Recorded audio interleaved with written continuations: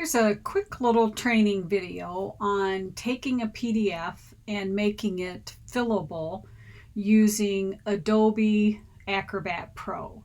So I've opened up this PDF and we can see at the top here it's with Acrobat Pro. So this is a subscription service. I forget how much I pay per month. It's not a huge amount. And what's nice about it is you have access to all these extra tools. So over here on the right hand side, there's a little caret that we can open up so you can see all of these tools. And the one I'm demonstrating is called Prepare Form. So if I click on that, what Acrobat will do is it will look and try to guess. So if there's any like blank lines or spots, it will try to guess that maybe that's a form that you want filled out. And if you have signatures that you require, you can do that also. But, and that's what this form auto detection is. I'm just going to click Start. And you'll notice, for instance, it selected this title box up here because it saw that it was a box. It titled this one here, but it did not grab these other two, which is a little odd, but that's okay. We are going to address that in a minute. So over here to the right, you'll see your forms field, and it shows that we're on page 1. And then this first one, it's just saying undefined. And that's what it's pointing to here because it couldn't read the text because I was using script. Well, I don't want that to be a fillable form anyway, so I can just right click on it and just delete it. Now the first time you do it, it might be a little scary thinking you're deleting the text, but you're not. You're just deleting that form. And on the form fields that it fills out, it will try to name it if it sees some text there. And you can just leave it if you want, or if you were going to be putting this into a database, then you'd probably want to give it very specific title so you could track those answers. But in this case, this is fine. Goal 2. Another thing that I want to point out is notice the little sizing handles. So you can make it taller, skinnier, smaller. And I'm just going to shrink this down just a hair so that it doesn't bleed over into the actual text that I have here. And then if you right click on it, you can click on the properties window. Excuse me. And that is where all of the information about that field. So I'm just going to go over here to general, and this is where you could change the name if you wanted. And the tooltip is what shows up when you hover your cursor over that. In this instance, it's fine. So I'm not going to do anything with it. Appearance, you could actually draw little boxes around it, to make it stand out. You could do all kinds of things, but again, that's fine. I'm just going to leave it. The text is going to be Helvetica in black, and you could change that if you wanted. And this is for when people actually fill in the form. The position, if I was trying to align it just so on the page, I could actually put in the dimensions here of where I wanted it to be. You could put in some default values. So if you wanted to do a yes, no checkbox or something, then you could have a default value of yes, for instance, if you wanted.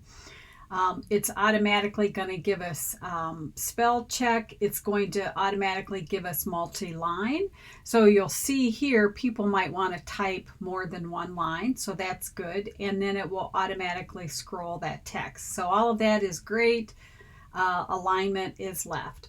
Most of the time when you're creating these fields, you can take the default, but I just wanted to spend a few minutes and explain how you can modify it if you need it.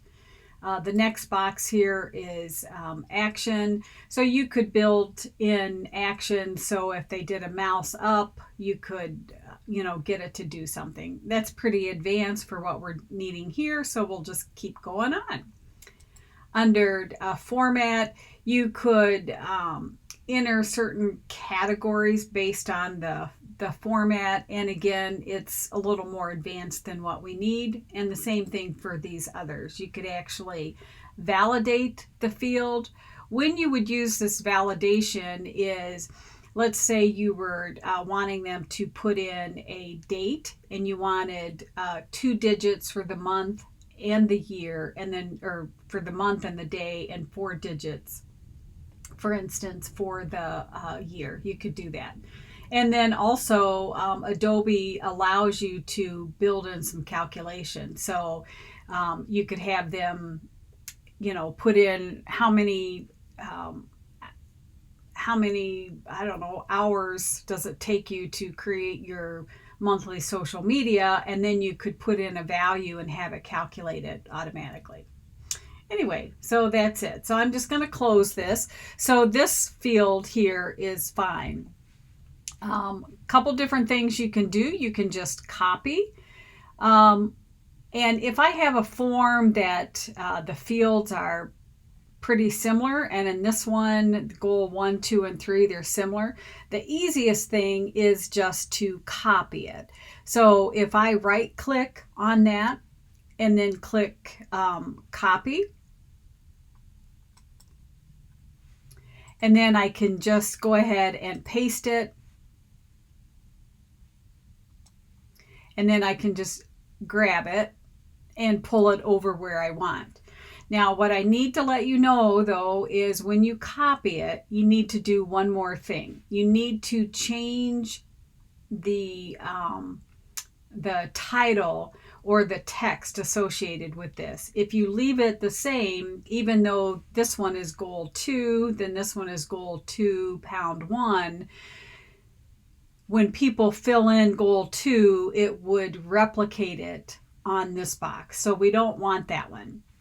So again, you could right click over here, or you could right click here and just get into properties.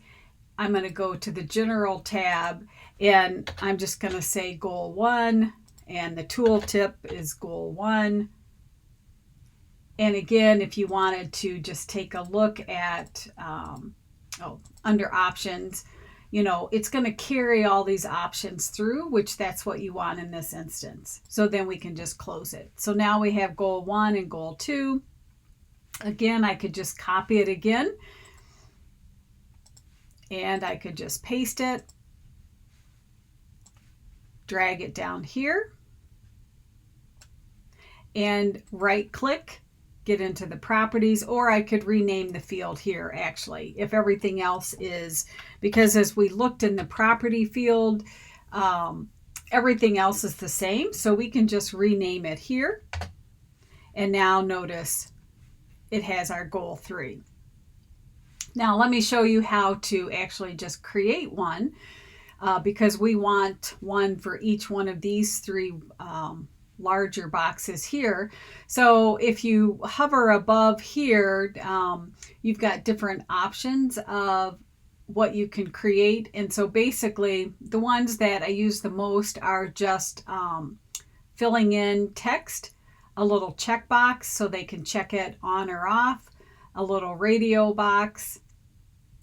You could have a list of choices. So choice 1, choice 2, choice 3. Another drop-down menu, and you can add different options, all of that. But in this instance, it's just this little window, so I'm going to click that. Sometimes my mouse goes crazy here, so let me get to where I want to go.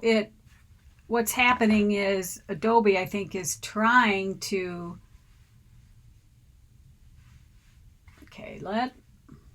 sometimes my mouse just has a mind of its own. Adobe is trying to match where I want it. I'm just going to click there. I'm going to make it bigger in just a minute. And I'm just going to say, I'm going to name it Goal 1 Details. And then I'm just going to click off. And then if I click back on it, I'm just going to resize it so that visually it fills that whole area. I don't know why my mouse was acting crazy, but it was. And again, if I want to duplicate it or copy it, I can just copy. And now I can paste it. You can also use your keyboard shortcuts to do that. And again, on this one, I'm going to right mouse click and I'm going to rename the field. So instead of Goal 1 Details, it's Goal 2 Details. And then we will copy and paste it again.